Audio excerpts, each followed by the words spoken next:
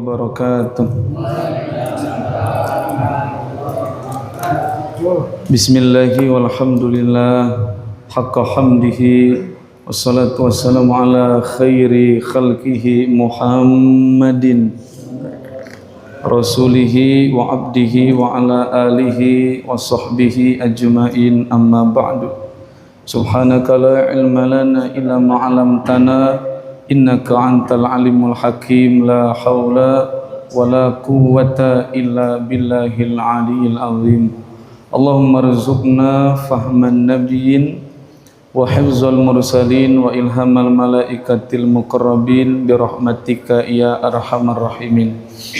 Bapak Ibu hadirin jamaah keluarga besar Masjid Mardotilah, bil khusus yang amat sangat Al-Fakir muliakan tentu karena Allah, dalam hal ini segenap kepengurusan DKM yang terlibat di dalamnya pun demikian.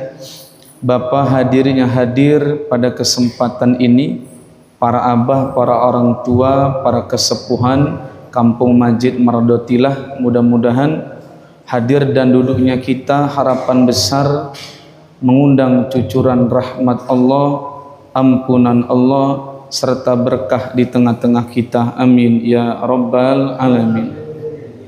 Bapak hadirin, notes tertanggal di kitab saya hari Selasa tanggal 25 November tahun 2025.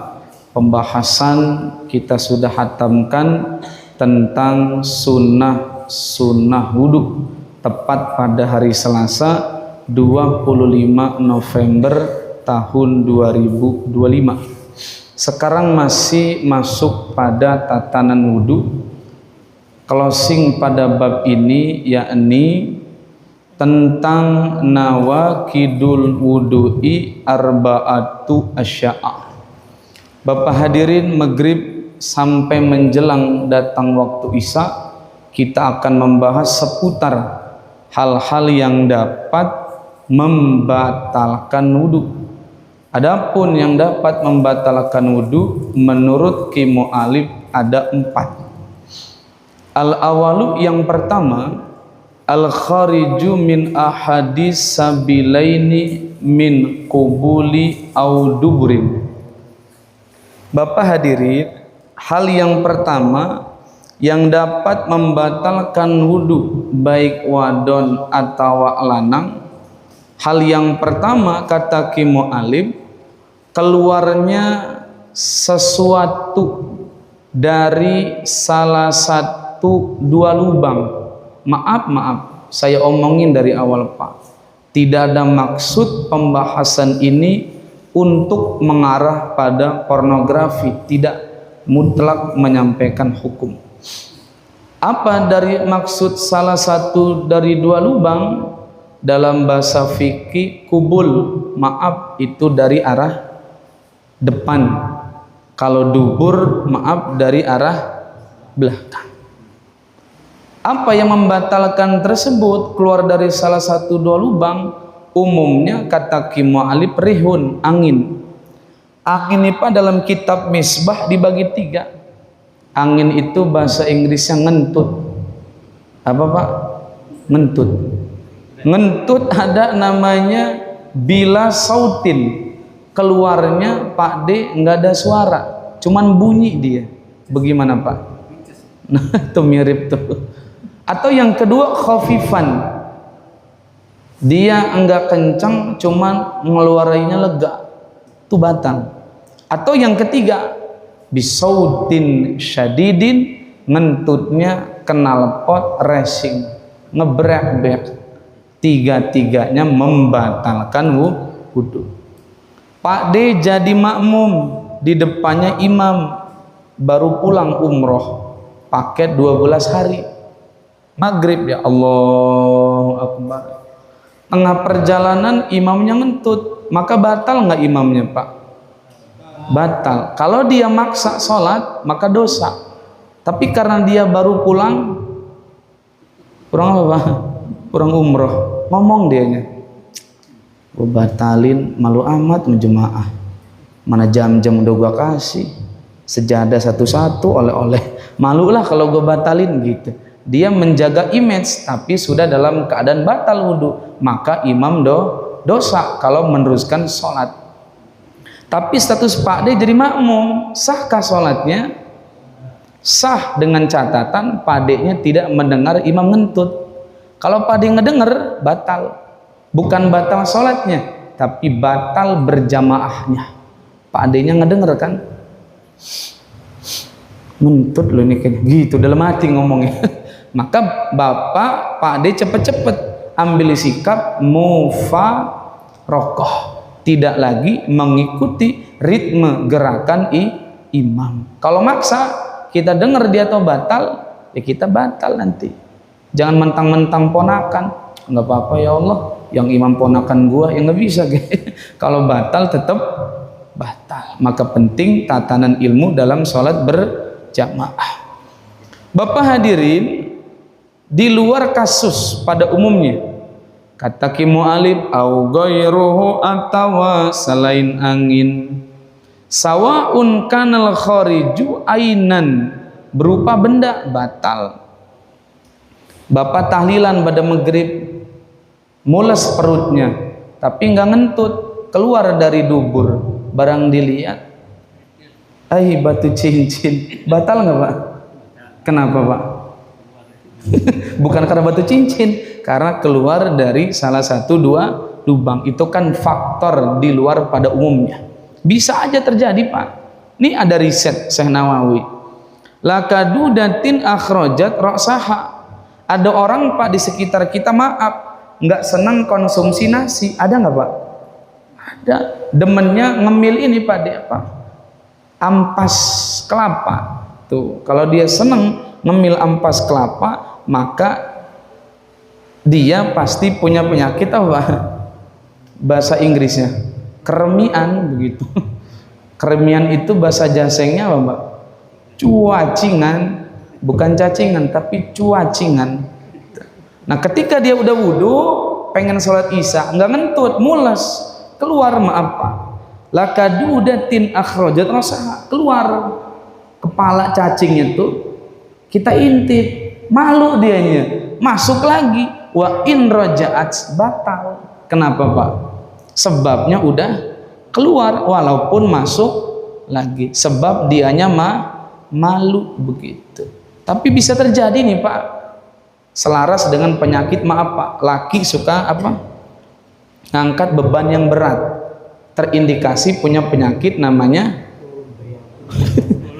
turun boleh nongol ya, itu bisa batal itu. Hati-hati itu ya. Ini menurut riset ulama. Nah Bapak hadirin, ada footnote catatan kecil, ilal mania, kecuali mani. Kecuali mani. Apa kata ulama? Wa khurujul mania yujibul gusla walayan kudul wudu'a. Apabila keluar mani maka wajib mandi dan tidak membatalkan wudhu. Jadi sebab keluar mani tidak membatalkan wudhu, tapi wajib mandi. Adapun nanti mandi sudah include mencakup wudhu, artinya nggak bisa kalau Bapak keluar mani hanya dengan berwudhu, bisanya dengan mandi. Kalau keluar apa Pak? Air mani. Mani itu, maaf ya Pak, kan tadi udah diomongin, bukan ke arah pornografi, tidak. Mani itu mesti Bapak pahami hukumnya tidak najis, suci. Hukumnya apa Pak? Suci. Wal maniyu tahirun walayan kudul wudu'a. Mani itu suci dan tidak membatalkan wudhu, tapi wajib mandi. Ada pasutri, pasangan suami istri, mainnya Pak D dari jam 1 malam selesai jam 3. Wih kencang juga ya. Berapa jam Pak? 2 jam. Tapi kata istri sebelum main ngomong, bah nanti dikeluarinya jangan di dalam ya, di luar. Kenapa Dek? lihat ge anak tuh di belakang 9 tuh. Kalau dimasukin jadi 10. Kebetulan suaminya pakai sarung tuh. Main dia 2 jam, datang waktu sholat subuh mandi, pengen ke masjid nggak ada sarung, bekas sarung tadi ketempelan, kecipratan maaf air mani. Maka bagaimana status sarungnya? Sarungnya sah dipakai sholat, dengan catatan kalau dia masih basah dibersihkan dengan air, kalau kering cukup dikerok gitu tuh. Karena mani mah tidak najis, mani mah apa Pak hukumnya? Suci itu ya. Tapi di bawah mani Bapak hadirin ada namanya mazi dan wadi. Nah ini kalau mazi dan wadi bapaknya tidak wajib mandi, tapi hanya cukup dengan wudhu. Maaf, misal ini mah kasus ya Pak, bapaknya pengen sholat maghrib tapi ngabuburit nyore jam 5, ngeliat orang pada senam, perempuan pada janda semua lagi yang senam, montok demplon, bapaknya nongkrong di motor, nggak kerasa netes dari pistol tuh 47K.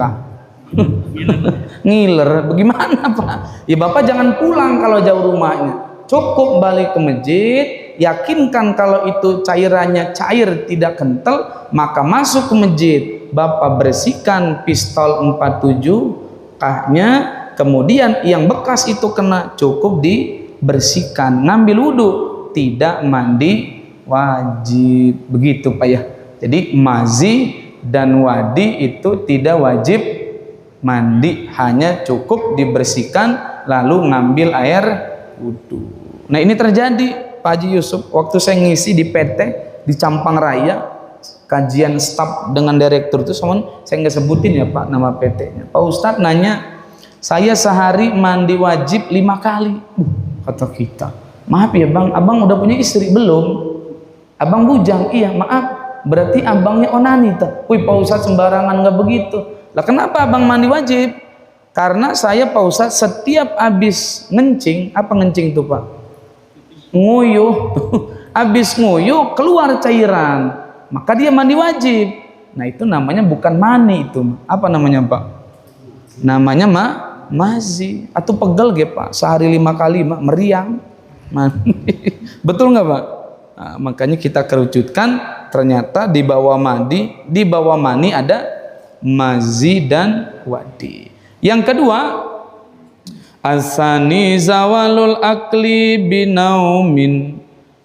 Hal yang kedua dapat membatalkan wudhu, sebab hilang kesadaran. Apa hilang kesadaran maksudnya? Kalau dalam redaksi Fathul Mu'in dibagi 5. Bisukrin sebab mabok, au jununin sebab edan, au ikmain sebab maaf epilepsi atau pingsan atau ayan, atau demam sangat panas tinggi, dan yang terakhir au naumin sebab tidur dapat membatalkan wudhu. Jadi tidur tuh Pak dapat membatalkan wudhu. Tapi ingat Bapak hadirin, ada tidur yang tidak dapat membatalkan wudhu. Bagaimana tidur yang tidak dapat membatalkan wudhu? Ila nauma qaidin mumakkinin maqadahu minal ardi. Kecuali bapaknya maaf, tidurnya begini Pak Kaling, dalam keadaan bokongnya menetap secara utuh pada permukaan tanah tuh begini. Kalau Bapak tidurnya ringan, nggak batal wudhunya. Tapi kalau begini batal nggak Pak? Kenapa Pak? Iya, karena pentilnya udah kebuka begitu tuh. Kalau begini sekalipun nyender Pak Kaling Jumatan nggak batal kalau tidurnya ringan. Bagaimana kalau tidur ringan cuman begini nih Pak? Begitu tuh. Ini namanya ngantuk apa nih Pak? Ngantuk ringan mendekati berat. Tapi redaksi ulama hadis mengatakan, karena ashabu Rasulillahi sallallahu alaihi wasallam yantazirunal isya'a hatta takhfiqa ru'usuhum. Para sahabat Bapak dulu nunggu sholat isya. Berarti dari mana tuh Pak? Dari maghrib ke Isya, nunggu waktu tuh sampai kepalanya terangguk-angguk. Berarti ngantuk nggak Pak? Ngantuk. Kenapa? Habis nonton MU Arsenal 3-2, iya menang MU Pak. Wong saya penggemarnya Glory United. Wih macem-macem. Walaupun Arsenal peringkat 1 mudah-mudahan keleh ke balap. Amin ya robbal alamin. Nonton saya Pak begadang. Ada di sini penggemar Arsenal ada? Maaf ya. King MU sedang beraksi begitu. Duren-duren apa yang menyala? King MU gitu. Boy, mantep juga ya. Iya, sampai saya beli bajunya semalam Pak, check out di Shopee itu yang warna merah begitu, menyala King MU kan begitu. Nah kembali ke benang merah, itu sahabat Pak nunggu dari maghrib ke Isya sampai terangguk-angguk kepalanya. Sumayusalluna walayatawadduuna, kemudian mereka sholat dan mereka tidak mengambil air wudhu. Berarti mengisyaratkan hadis ini bahwasanya tidur sampai terangguk-angguk pun dengan artian masih sadar itu tidak membatalkan wudhu. Kalau tidurnya gimana Pak? Posisinya ngejek-jek tuh. Tapi kalau begini batal nggak Pak? Batal. Atau nengkurep, celentang apalagi tuh. Bocor halus tuh ya. Makanya Bapak kalau ada temen Jumatan tidurnya nunduk begini nih, ngangkat silitnya, ditepok, ji wudhu lagi deh.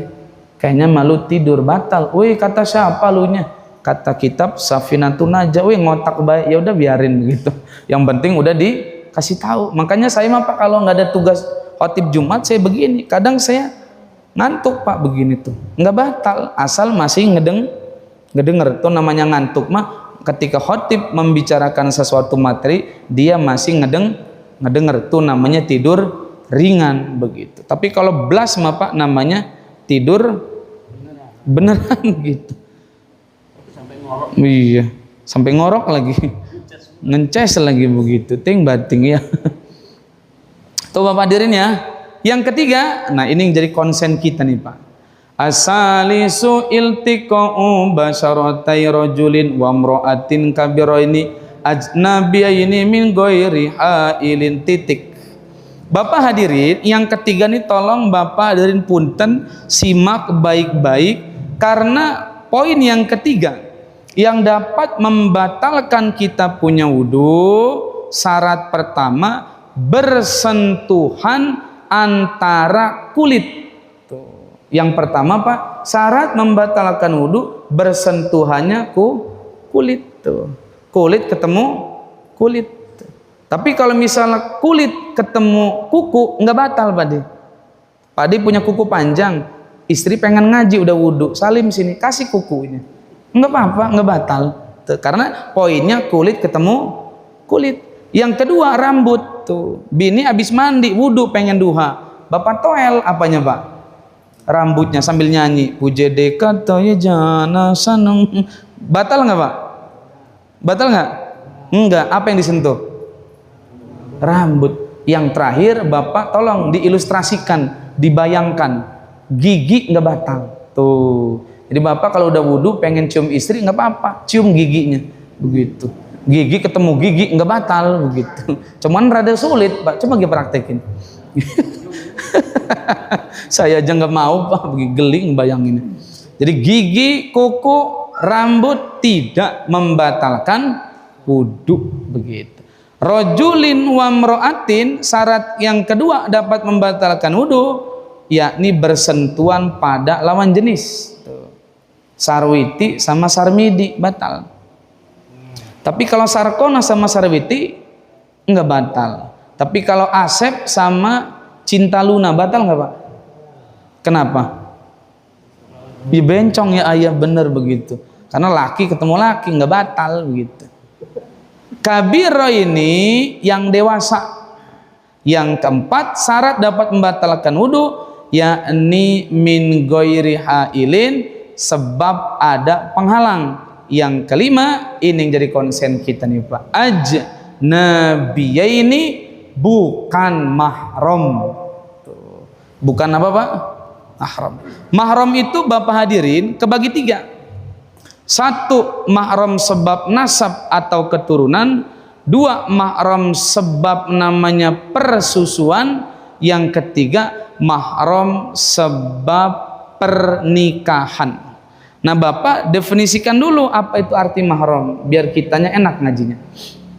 Mahram itu orang yang haram dinikahi untuk selama-lamanya. Apa mahram, Pak? Orang yang haram dinikahi untuk selama-lamanya. Jadi kalau bukan mahram, orang yang boleh dinikahi untuk selama-lamanya.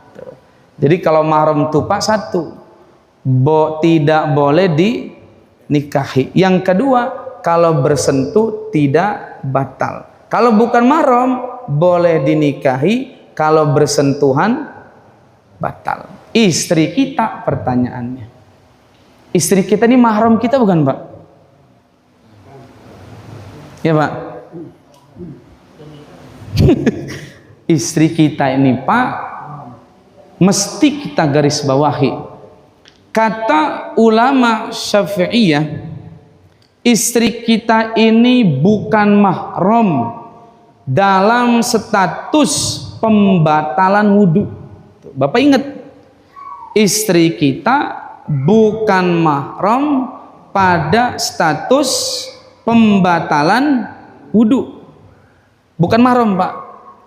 Jadi kalau kesentuh batal.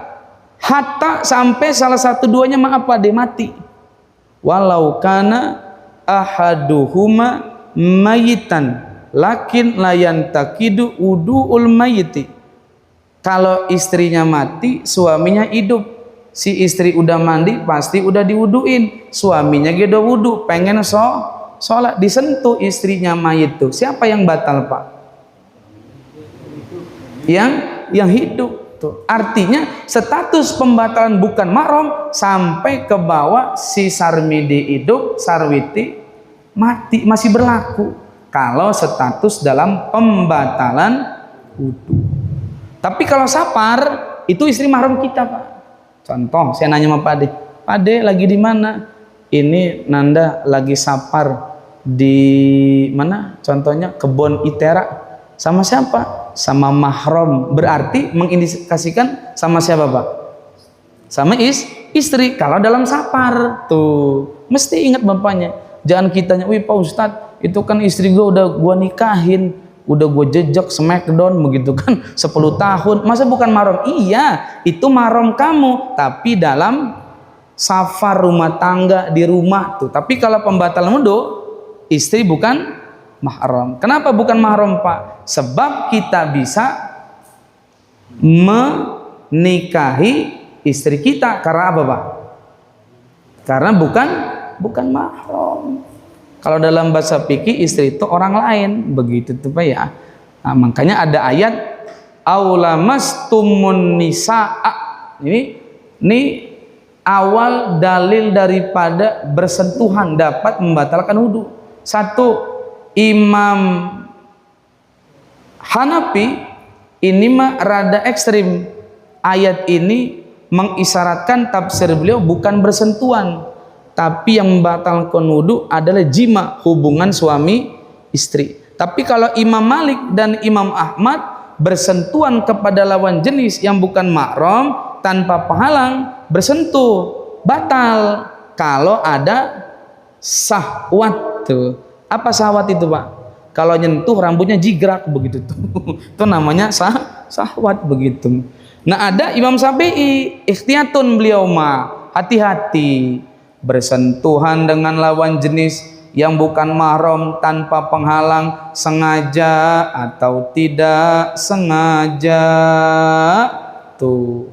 Sengaja atau tidak disengaja, syahwat atau tidak ada syahwat bersentuhan, hukumnya apa, Pak?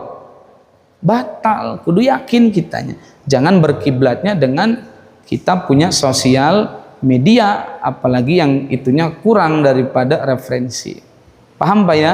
Insya Allah. Pak, kembali ke benang merah, konsen kita mahram. Mahram yang pertama apa tadi Pak? Sebab keturunan. Nah, ini keturunan ini Pak berlaku bagi laki-laki dan perempuan. Apa yang pertama mahram bagi laki-laki? Ibu, nenek ke atas tuh mahram Pak. Misal yang muda-muda punya orang tua, perempuan masih hidup, pengen ke masjid maghrib, kata emaknya, le arep nang di, arep ning masjid Bu. Oh, Rene salim sama emak, maaf mak, saya udah ada wudhu. Ini namanya anak dablek. Anak apa Pak? Iya, anak ke emak nggak batal. Ya, anak ke emak nggak batal. Emaknya anak punya ibu, berarti apa tuh Pak? Nenek, cucung ke nenek, nenek ke cucung nggak batal, gitu.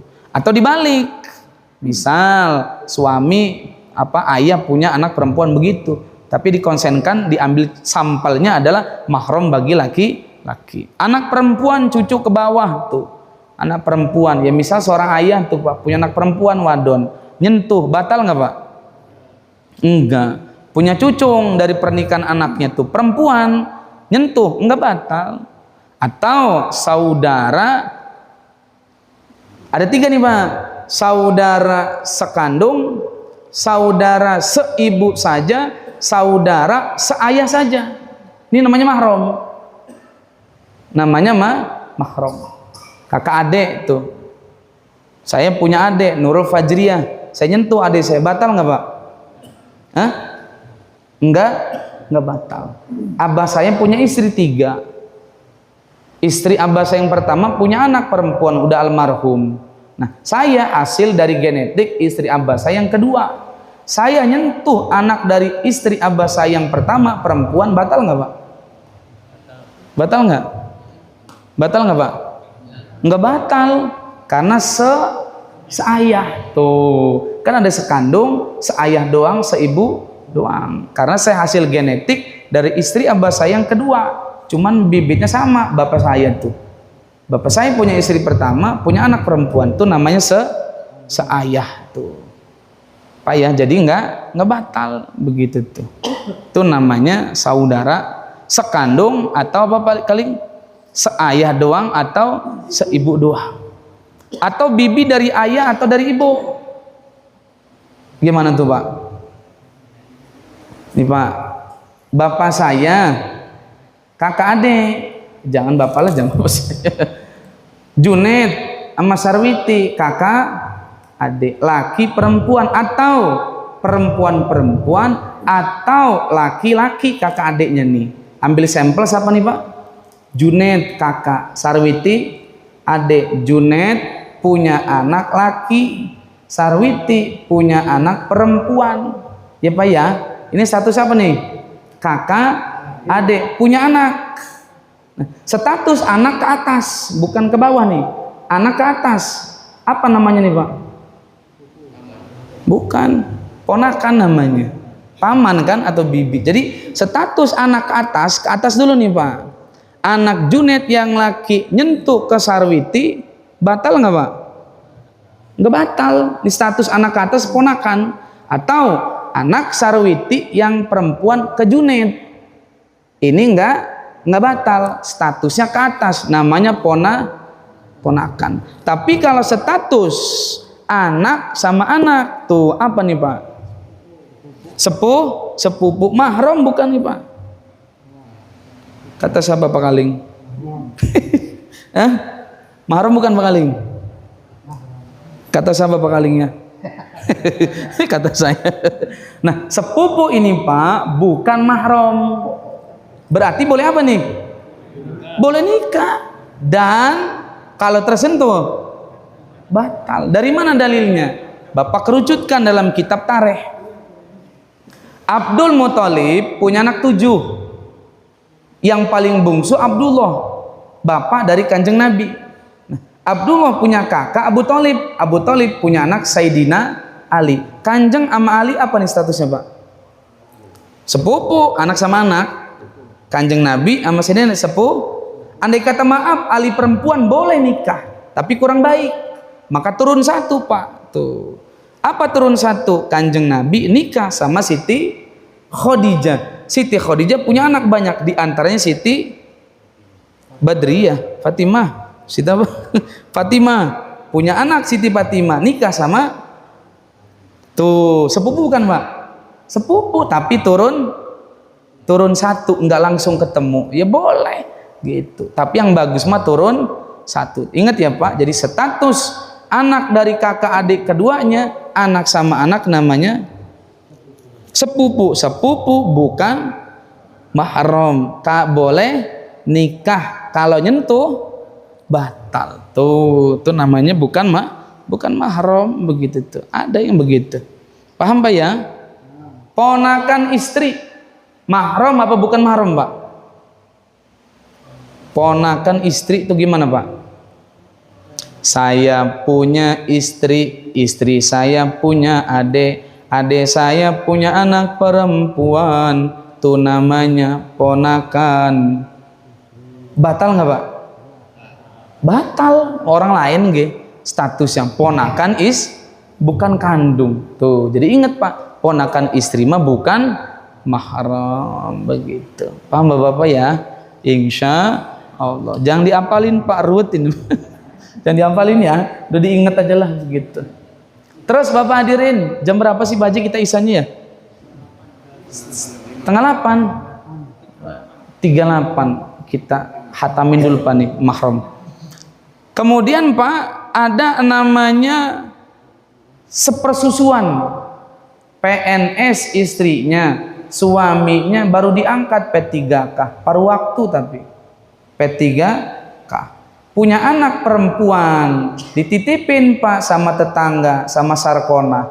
Sarkonanya juga bisa, artinya apa nih Pak? Ngeluarin ASI.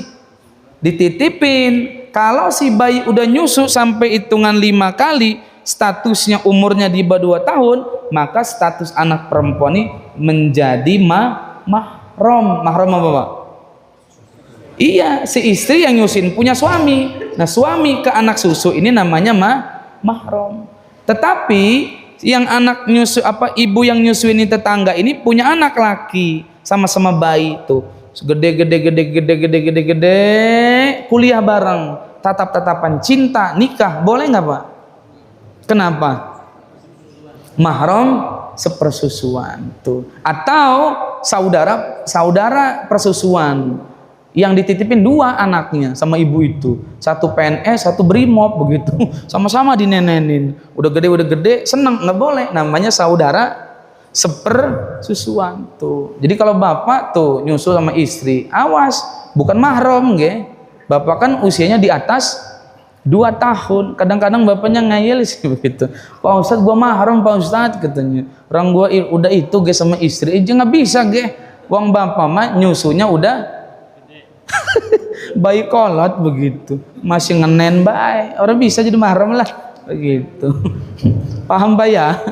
Tuh ada lagi status pernikahan. Ibu mertua mahram bukan Pak? Mahram Pak De. Saya punya istri saya punya emak, berarti saya manggil apa tuh Pak? Emak mertua kan? Saya bundu, megang, cium kening cium tangannya, nggak batal. Atau sebaliknya mantu itu nggak batal. Jadi Pak ingat, mertua atau mantu itu tidak batal mahram. Ibu tiri atau anak tiri, si Junet umurnya 40, Sarwiti 35, bawa anak 1 perempuan, maka apakah anak si Sarwiti mahram si Junet? Anak tiri ini Pak, ke bapak tiri, mahram bukan? Mahram bukan Pak? Jawabannya si anak ini adalah mahram, dengan catatan bapak sama emaknya sudah berhubungan intim. Nikah Senin jam 4, 4:30 beres. Udah jadi mahram belum Pak anaknya? Kenapa? Belum. Belum. Kapan? Yakinin hari Selasa udah jadi mahram. Kok Pak Ustadz tahu? Ya tahulah. Malam Selasa, makan musim apa Pak Haji? Hujan, rada dingin. Ya pasti main nih. Berarti Selasa jadi apa nih Pak? Jadi mahram. Ini mah kadang-kadang nikah 4 bulan setahun, ninggal. apa emaknya ninggalin anak lulus SMA tuh ngeliat udahlah Dok sama bapak aja, ya nggak apa-apa Pak, saya mah pasrah. Edan namanya, jangan gitu. Ini namanya apa nih Pak? 4 bulan udah main belum dia orang Pak? Udah smackdown belum? Udahlah tengkurap jongkil balik. Hati-hati, banyak kejadian tuh Pak, anak tiri emaknya ninggal, anak tirinya ini salah kaprah, ini namanya mahram. Tapi bagaimana kedua-duanya Pak? Sama bawa anak. Junet bawa anak laki, Sarwiti bawa anak kedua-duanya mahram ke atas semua. Dengan catatan apa tadi Pak? Nah, status anak sama anaknya apa nih Pak? Ayo Pak, status anak tiri sama tiri mahram bukan nih? Hah? Bukan, orang lain ini mah. Bawaan hasil dari si Sarmidi begitu tuh. Orang lain. Jadi kalau misalnya emaknya nikah hari Senin jam 5, seneng anak tiri sama tiri nikah habis maghrib, boleh nggak? Boleh. Tapi apa kata Pak Kaling? Wih, boleh juga anak ngembat begitu. Ya nggak apa-apa. Sah nggak Pak? Sah. Cuma di mata netizen kurang elok begitu. Paham ya Pak ya? Dah segini aja Bapak Dirin, saya cukupkan. Masih ada sesi untuk interaktif, silakan dipandu oleh Pak Haji saya. Assalamualaikum warahmatullahi wabarakatuh.